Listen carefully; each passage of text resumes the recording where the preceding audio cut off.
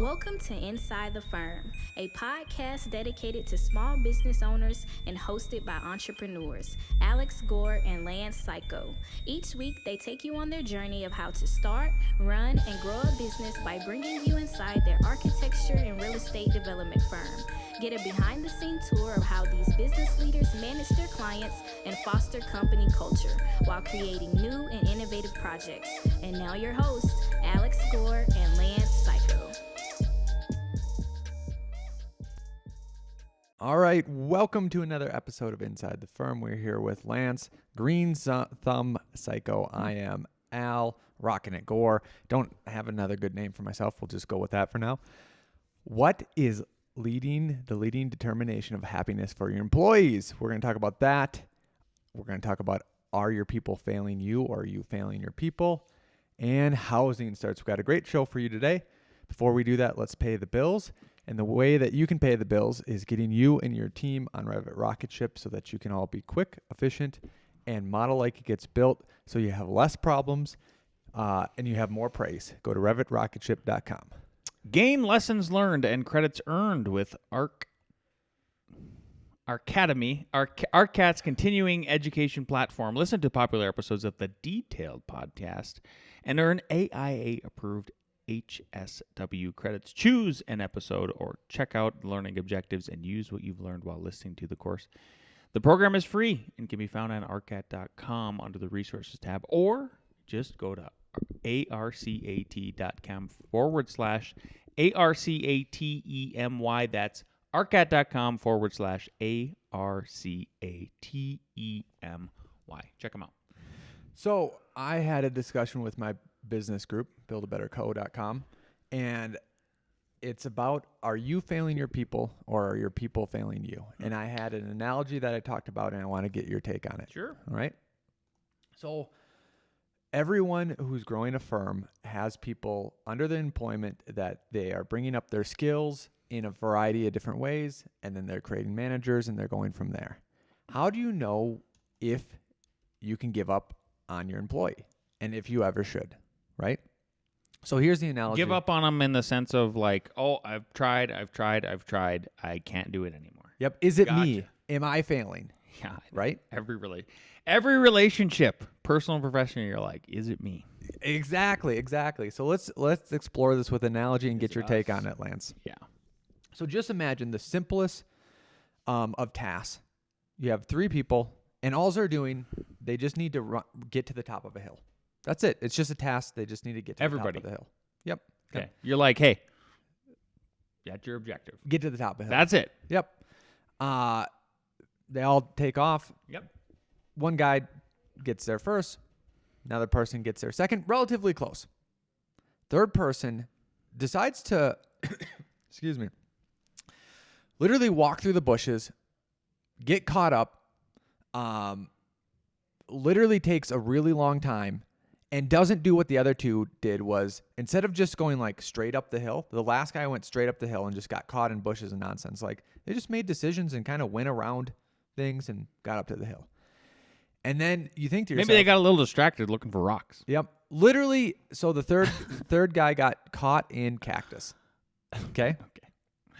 So you go, well, know what, Lance? Maybe I didn't explain, like, you can deviate and not get caught up in stuff. Like, you can deviate. Like, I didn't explain that. That's on me. That person didn't know. They thought they were supposed to go straight up the hill. Yep, because you just said, you told them, hey, get to the top of the hill. You didn't tell them how. You didn't tell them why. You didn't just, like, elaborate details. Sure. So now you're thinking probably, It's on me. it's on you. It's on me. Is this on me? Yep. Am I the goofball? Exactly. All right. So a couple weeks go by. Again, you got to get to the top of the hill, right? Send all three people up. Oh, same task. Same task. Same instructions? Same instructions, but you add. And you say, hey, Oh. please deviate around, any obstacle that's going to cause you pain. Don't just think beeline through the cactus. If you need to go around, that's okay. Remember, we're just trying to get to the top of the hill. Yep. So good luck. So you send them to their task, Uh-huh. and then you turn around because you have to deal with something else. Something else is happening, right? All of a sudden, a half hour later, you turn Who's back turning again. around? Who's turning around? The leader. Oh, okay, yeah. They have to deal with something else. Yep. They just have to get to the top of the hill, right? You Yep. gave a little bit better instructions, right? Come back. 2 people are on top of the hill. Same 2 people? Same 2 people. Yep. One just like literally hiked on the weekends, so like they're great. And that's the analogy to like some people just draw on the weekends, so they're great at drawing and they're the better designer. And one person's just slightly behind because they didn't practice as much, right? Sure. Third person, you're like, not at the top of the hill. What's going on?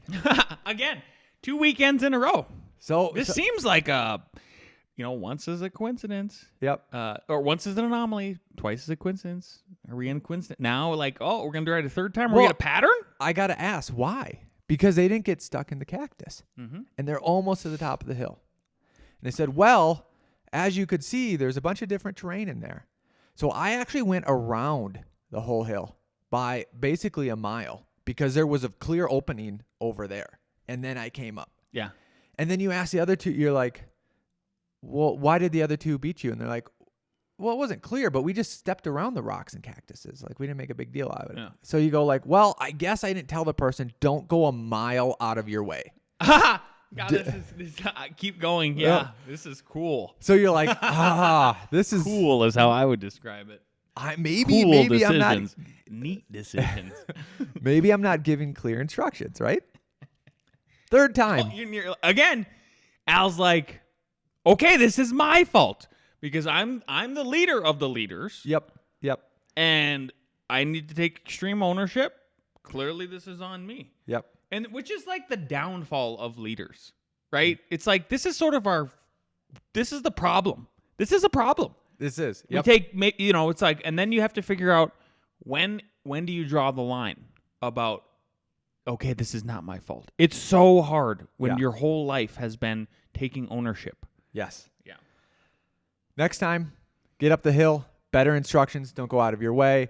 Avoid any pitfalls. We don't want you to get hurt or anything like that. But please make a semi-direct line to the top of the hill. A semi-direct line. And can I just? Yeah, sure. Okay, so and this time you wrote them down and gave them a little piece of paper. Yep. And maybe even pointed out the path.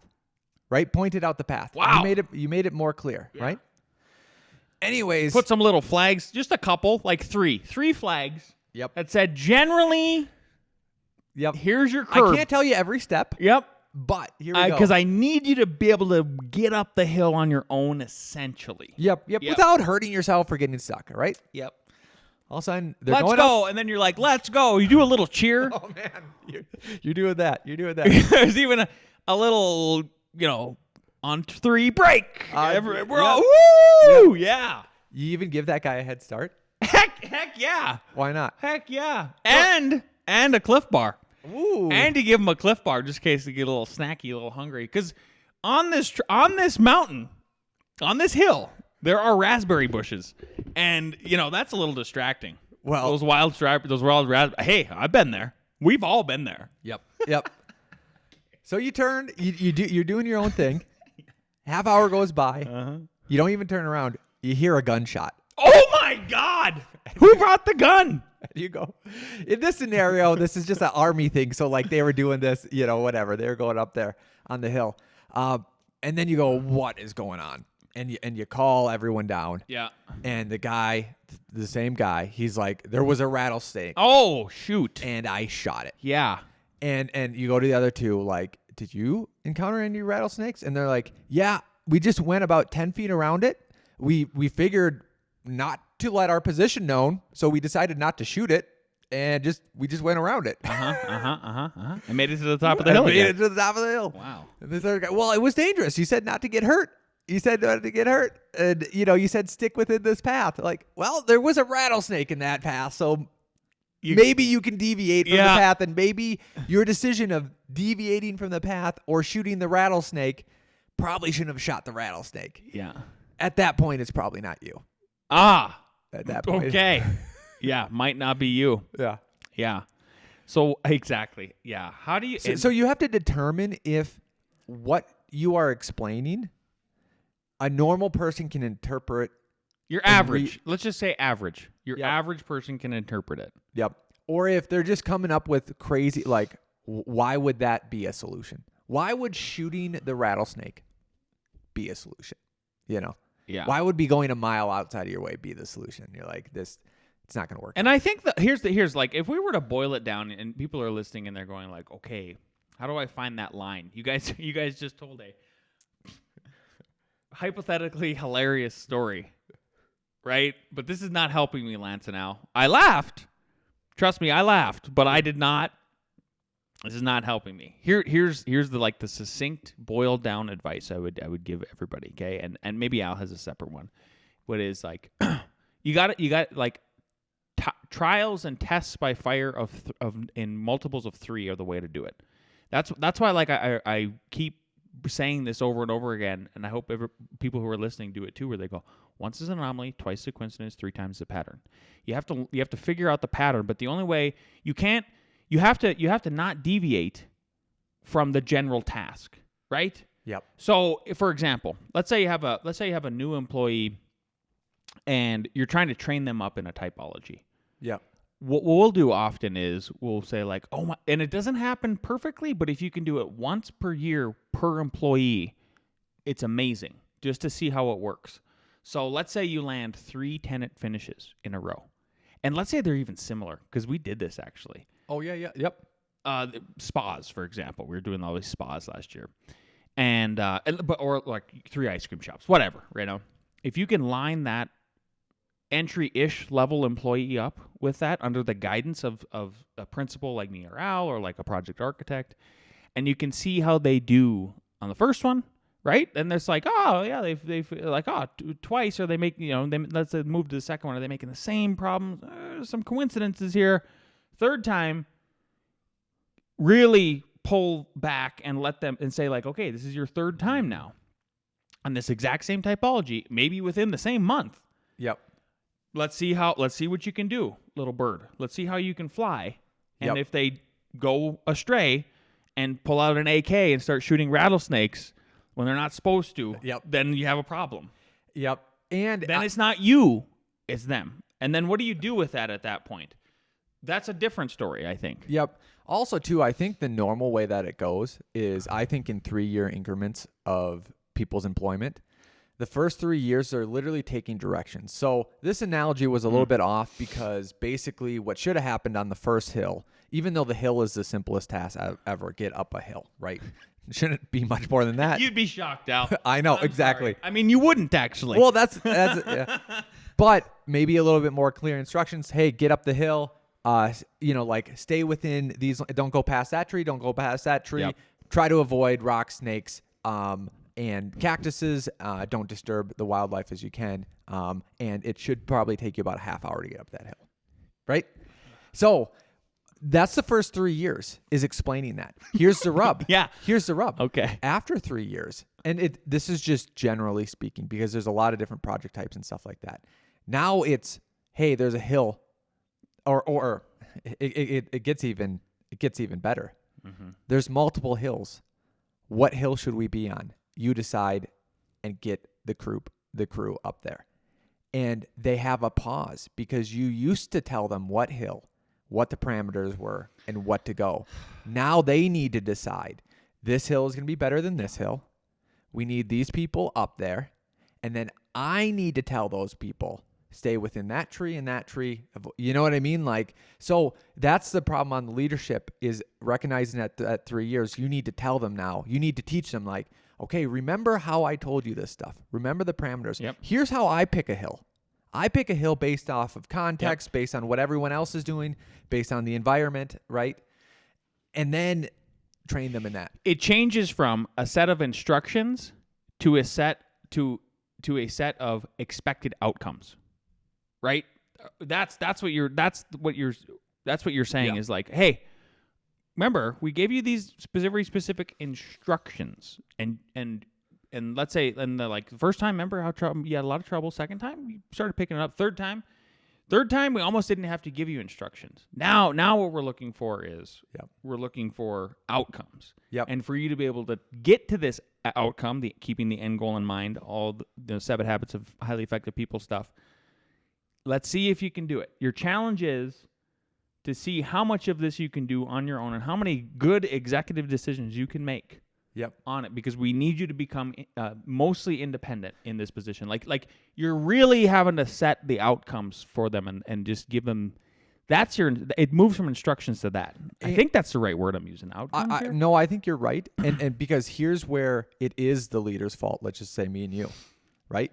Is because at that third year when you're more releasing them, what they normally do is they go up a hill efficiently, but it's the wrong hill because you didn't tell them like, hey, you now need to think about like, I never told you I picked that hill because of where the enemies were. And what we needed to do. Do you get what I'm saying? Yeah, I do. Now you need to pick the hill, and here's how you pick a hill. You already know how to go up the hill. You will, and then you've experienced me telling you how to get people up a hill. So that's the difference in the. And literally, the craziest thing about this is we are only talking about work and projects that need to get done, right? We're not even talking about like so what I'm trying to explain, paint the picture of is like this. So we're like we've sort of wrapped the story around a bubble, and the bubble was smaller. It was just here's instructions to get a task done. Now we said here's instructions, here's expectations on the outcome we're looking for, and then like if you think even further, like okay, we haven't even got in deep enough into this podcast yet. Maybe on like episode 1,000 we'll be there, or like 1,200. We're at like 700 right now, and which is now we move somebody up to senior project architect or principal, and all of a sudden it's like, hey, now we're talking about like how do you land work, how do you get work. Look at all the marketing stuff that me and Al have explained to you guys over and over again in 2-second lean meetings. Yep. And like you might think it's not meaningful work, but like look how it's kept you gainfully employed for 10 years. Yep. Like literally just doing press, podcasts, stuff like that. So I want to boil it back. That's perfect. Because let's say the next 3 years, it's like, okay, now you know how to pick hills, right? Now you're going to have multiple people on hills. How are they getting the food, the ammo there? When are they circling in? When are they circling out? You're worried about the supply line. Yeah, exactly. Yeah. Does the Air Force know where you're at? And oh my God, does the Air Force exactly? Does the Air Force? Does the Navy? Does the people down in Cheyenne Mountain, right, understand what's going on? Like you're calling them in and all of that. Welcome to being a general. Hey, it was pretty cool when you're what's below a general. You tell a corporal. Just captain. Captain. Oh, it's pretty cool that you were a captain for a while, huh? Yeah. Welcome to the Generals Club. Welcome. And now you got to be a public figure. Like holy cow. Oh yeah, you got to go in front of the press. You got to go in front of the press. You got to be on point. You got to go to the city council meetings. Like, yep, exactly. Cool. This is what you wanted, huh? All right. Yeah. Sorry, let's move. We did it. we did it. That was great. What's going on in the economy, Al? This looks good. Housing starts are up. So this is the number of single-family homes for sale has surged to 500,000 in February, the highest since November 2007. Wow. Big supply. Yep. So basically the crash was in 2009. So since that bubble of 2007, we're now building basically records. Like if you take that out, if you want to call that a bubble, we're at the peak that we've ever been at. Yeah. Before. What goes up? Meanwhile, new single family home sales in the South, fell 8,000. A lot of that has to do with Florida. Florida seeing a sort of a peel back from the big moves that were made, just so you know. Oh, because everyone was moving down to Florida, all that. Makes complete sense. Yeah. So the question is, are price cuts coming to the housing market? So scroll down because the first reply... Yeah. Yep, and then show more. This is what. Yep. So this is at enjoy with SHUBH. Shubha. Yeah. Whatever that means. Shubhani. Yep. Shubha. So this is what this person says, right? Here's what this really means. Oversupply is building. Builders kept building because they were chasing pandemic demand and ZERP era profits. They're now stuck holding inventory. The South is saturated. Demand isn't keeping up. Wages aren't catching home prices. Mortgage rates are elevated. And the consumer confidence is slipping. So are price cuts coming? Yes, but not overnight. But they are coming like a slow train you hear before you see it. Builders will blink first, then the flippers, then the leveraged homeowners, and when that domino falls, prices won't just correct, they'll bleed. Reminder from history, in 2007, this exact chart was rising. In 2008, the bottom fell out. We're not in the same market, but the rhyme feels eerily the rhythm. similar. Oh, exactly. the rhythm. Which is, but that's okay that you said rhyme, because honestly, rhythm and rhyme. That's exactly. I was just telling one of our electricians this. I go, we are having to be just to lift under the hood a little bit. From the construction side of things, we're having to be very flexible right now to maintain projects flowing in. We're having to do some very interesting stuff on the commercial side, even like letting owners supply finished fixtures to save money and markups and all of that. And my usual electrician was pushed back on being flexible about it, and he lost the job. So I gave it to another electrician. And what I told him was, I go like, hey, I've been in this game long enough, which is technically longer than him as far as a business owner. He's older than me. Like there's a lot of echoes of the Great Recession here. There's a lot of rhyming. Like history doesn't repeat, it rhymes, right? That's why the rhythm and the rhyme make sense with all of this. Denver, there's even been articles coming out about the Denver market that are saying real estate prices are dropping. And like for my house and Al's house or whatever, like in the real estate that we own as rentals, like we get these these reports every year. Last 2 years, it's been just like it's like 0 or went down 0.1. Like nothing's. It's just kind of stagnant. And I think that is exactly where it's going to fall. Unless, here's the thing. Here's the one big thing that probably needs to be said about this point is that in May, it is possible we will get a rate cut by the feds. Everybody's eyes are on the feds because now the dominoes are lining up with inflation finally cooling down seriously, right? Yep. And a lot of it has to do with energy. And a lot of it has to do with Trump waving his stick with the tariffs and all that. You know, it's been tumultuous. Yep. I think that they should come in. I think because the tariffs have this 90-day thing, and because Trump said that they should go down, he'll just Powell will say we'll wait longer to see. Yeah. So do we need to talk about the Fed data or no? No, that was this. Oh. That was the same chart. Oh, it was the same chart. Gotcha. Just cool. More blown up. Yep. Cool. Well, here's what I've got. Last and certainly not least, which is the leading headline title of the show. What is the leading determinant of happiness for your employee? But before we do that, I want to just give a shout out to this book that I think everybody who's listening to this show needs to absolutely listen to or read, and it's called Conscious Capitalism by John Mackey. He was the co-CEO of the Whole Foods Market. He's got his own slants, right? Which are fine. I mean, he became a vegan because he read something. It's like, whatever, that's your prerogative. But then he goes on and like even talks about like how they kept meat in Whole Foods because like he realizes he needs to serve as many people as possible. All that kind of good stuff. Always a balance. Really good book. I think Al's about done. A couple hours left. And so I've got a clip here from it that it really resonated with me, and I hope it will resonate with you. Leading determinant of happiness is not wealth. Beyond a certain level, its effect plateaus. It is not health. Most people in good health take it for granted. It is not even family. The number one determinant of happiness is a good job, work that is meaningful and done in the company of people we care about. So I couldn't get the audio perfect. The leading determinant of happiness is what they meant to say at the beginning. Yep. Yeah. It makes sense, right? Like your 8 hours of your day minimum. If you're your standard worker at a worker level, even doing the work, 8 hours a day, right? As soon as you become a leader, you're probably 9 to 10. I know there's several upstairs that are like that. Essentially, they just can't. It just is what it is. Yep. If you become a principal, boss, general, like Al and I, then you're like 10 to 12 a day. Yep.